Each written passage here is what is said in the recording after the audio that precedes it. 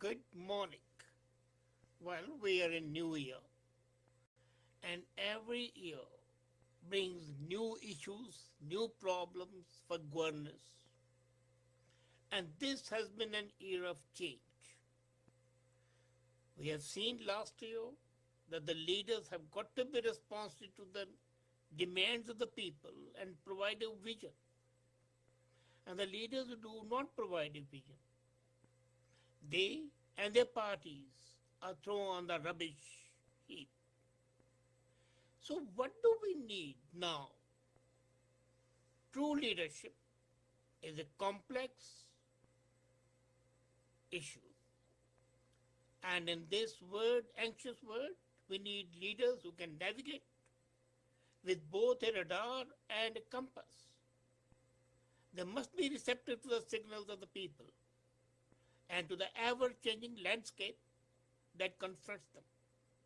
So let's see globally what are the major issues that the leaders have got to face. The first is they have to come to the grips with the fourth industrial revolution. The entire manufacturing industry and business is being redefined by this fourth industrial revolution. The peoples are having a new experience. So the leaders must be able to create and help create new industries because of the growth oriented, groundbreaking realities relating to artificial intelligence, robotics, internet, self-driving vehicles, 3D printing, nanotechnology, biotechnology, and quantum technologies.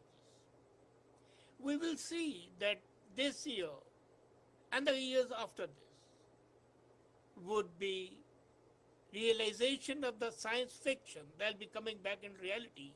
So the leaders must be poised and able to understand the intricacies so that they can transcreate those intricacies into the reality of business and the reality of life. The second major issue they have got to face is that they must build a dynamic, inclusive, multi-stakeholder global governance system. You see, the present system was designed in the post-Second World War. And at that time, nation states were the most important field. Science had not developed to the extent it has developed today. Nobody could imagine the things that are happening. So the whole thing has to be changed. And the geopolitical shift ensures the multipolarity of the global system. As the new global players are coming up, their aspirations, their hopes have to be taken care of. And no country can completely close itself. But howsoever insular it may be, it will never live. It will have to breathe the same air. So that is the second challenge. And the third challenge is economy, jobs, global economic growth.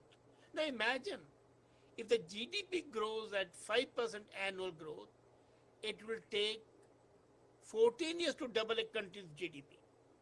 And if the growth is 3%, it will take 24 years. Compare this with the growth in population. We are today 7.4 billion and in 2050 it will be 9.7 billion. This has to be the year when we take care of social inclusion, youth unemployment, because those are the issues which are going to be very critical for every nation and for the global peace as well. And the fourth challenge is going to be again a major challenge, which is to reform market capitalism and to restore the compact, the agreement between the society and the businesses. You know, earlier, whatever happened, business was related to that.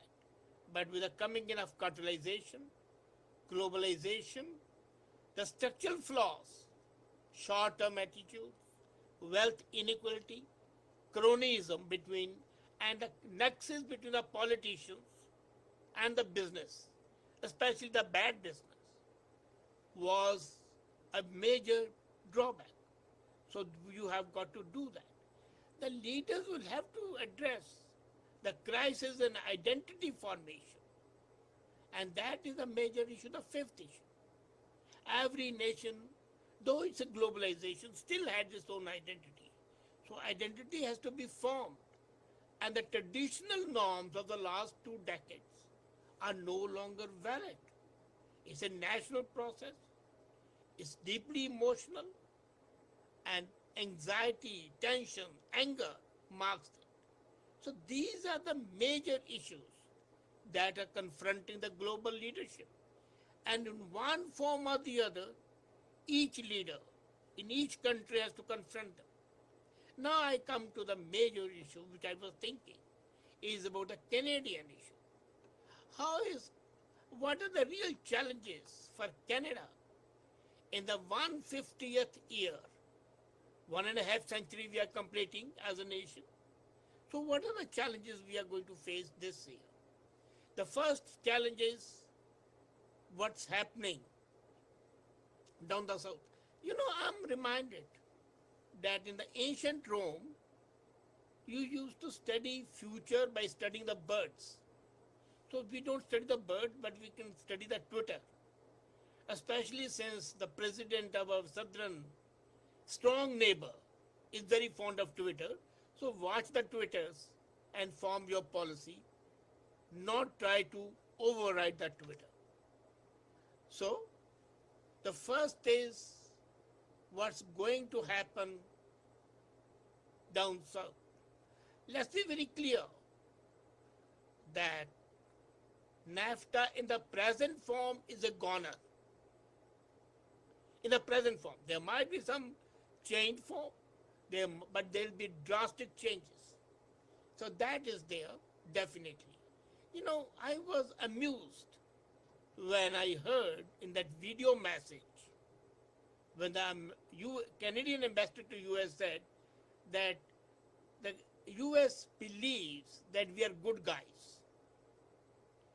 And when the press secretary Spicer said, I'll read it, the president's tweet are clear a commitment to the American worker, American jobs, American industry, American manufacturer. Nowhere could I see a single word or a single connection to the nice guys up the north. So first thing, the challenge is to come out of the self-delusion, to come out of that aura of being good and come face to face the realities. You have got to change that. The second change is, the challenge that Justin Trudeau has created a deficit.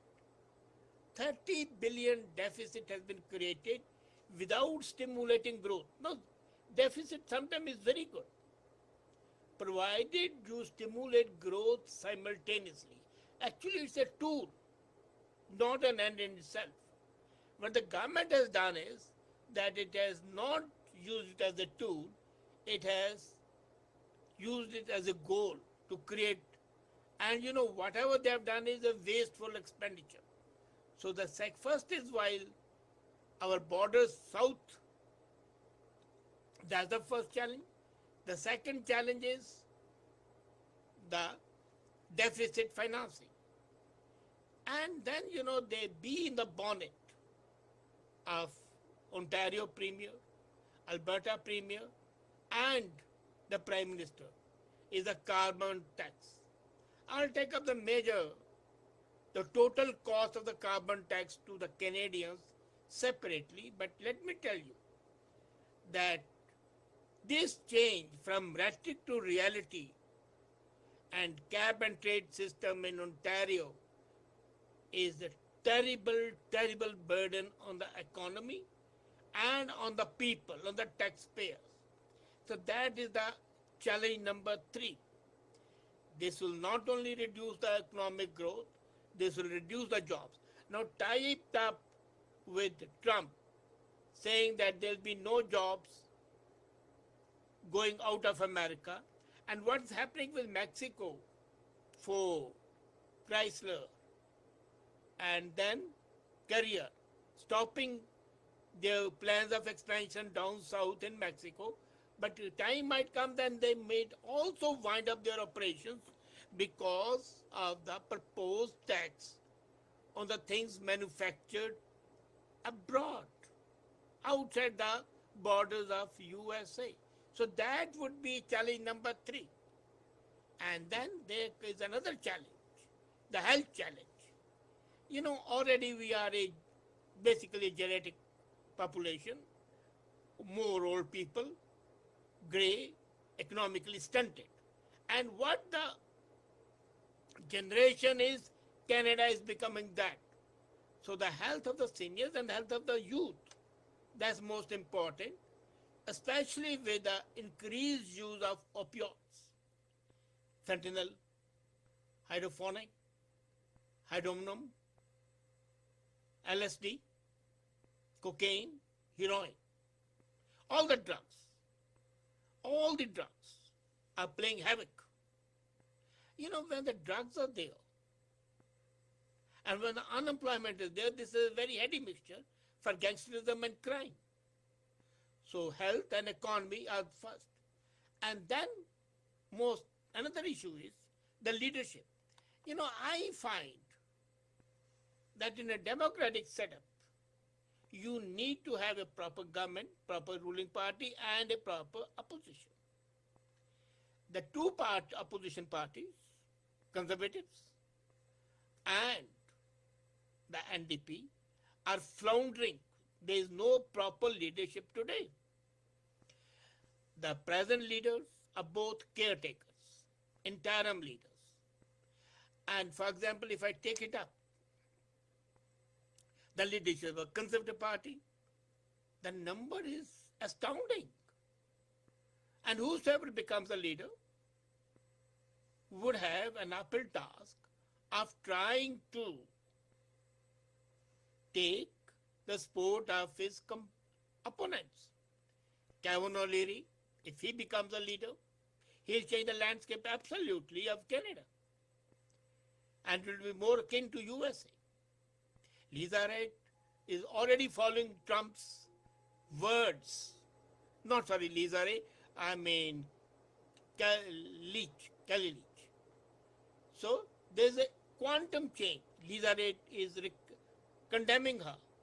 So there is an internecine war going on between the Conservative Party. In the Liberals, we have seen that what Notley has done in Alberta has dismantled NDP. Is it a party of the working class? Or is it a party for the green class? Or is it a party for both or for none? That's the issue. The leadership is again floundering, and we have a number of pretenders to be the leaders, but do they have the capability? The leadership of Liberal Party itself is there, but is it competent? So the question is, and Trudeau also has to face an issue of fundraising. This cash for access controversy has knocked the bottom out of his aura of being a good guy. He's as corrupt as others have been, and avowedly one. So this is another issue that Canadian leadership has to face. So we have seen the 5 major challenges for the global leadership and 5 specific challenges for the Canadian leadership. And the Canadian leadership has to assemble these 5 major challenges along with the 5 global challenges. You cannot live in a glass house today. You cannot be an island unto yourself. You have to interact with others. And interaction has to be on mutual terms. The very fact that you consider yourself to be a good guy does not mean that others will take you as a good guy.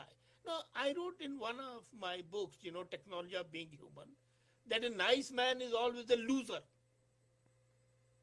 If you read that book, Technology of Being Human, rather essays, you would find that I have very clearly explained how the nice man is a loser if he is not realistic in case he lacks the basic wherewithal of capability, talent, and ability to use that talent.